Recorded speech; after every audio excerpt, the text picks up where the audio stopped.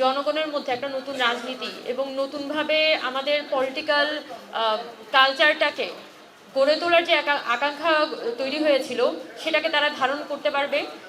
এবং একই সাথে এই অভ্যুত্থানের যে খুবই ইনেট বিষয় যে আওয়ামী লীগের বিচার থেকে শুরু করে আওয়ামী লীগের নিষিদ্ধের যে প্রসঙ্গ, সব কিছুকে খুবই বোল্ডলি পলিটিক্যালি তারা অ্যাড্রেস করবে।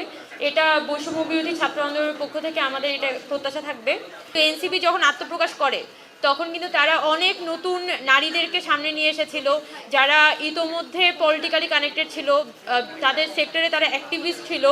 কিন্তু যখন তাদেরকে এনসিপি নতুন করে পলিটিক্যালি এনগেজ করার সুযোগ পেয়েছে, আমি আশা করি যে তাদের যে নারী হিসেবে এবং নারী নেতৃত্ব হিসেবে তাদের যে যোগ্যতা, এটার সর্বোচ্চ বহিঃপ্রকাশটা আসলে এই সংগঠনের মধ্য দিয়ে ঘটবে। এবং আমি এটাই প্রত্যাশা করব যে মানে বাংলাদেশে এতদিন পর্যন্ত যে আমরা একটা পচা গলা রাজনীতি দেখেছি, যে এখানে রাজনৈতিক সংগঠন মানেই বলা যায় তার আসলে কোনো ধরনের স্বচ্ছতা থাকবে না, এবং সেই সব ধরনের কি বলা যায় সব ধরনের জনবিরোধী কাজ করে তারা পার পেয়ে যাবে, শুধুমাত্র তাদের দলবাজি এবং তাদের দেখা যায় নিজেদের কোরআনবাজি করে। কিন্তু আমি আশা করব যে এনসিপি হচ্ছে সেই জায়গায় অনেক বেশি জনমুখী হবে এবং জনগণের কাছে সবসময় তাদের একটা জবাবদিহিতার কালচার, জবাবদিহিতার সংস্কৃতি তারা রক্ষা করবে।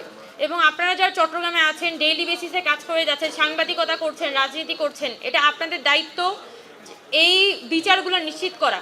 এবং কারা আসলে অনবরত এই আসামিদেরকে শেল্টার দিয়ে যাচ্ছে, কারা হচ্ছে যারা জনগণের উপর হামলা চালিয়েছিল, চট্টগ্রামে বহদ্দারহাটে, মুরাদপুরে যারা ছাত্রদের উপর হামলা চালিয়েছিল, তারা এখন তাদেরকে শেল্টার দিচ্ছে কারা, এটা তো আপনাদের সবারই জানা।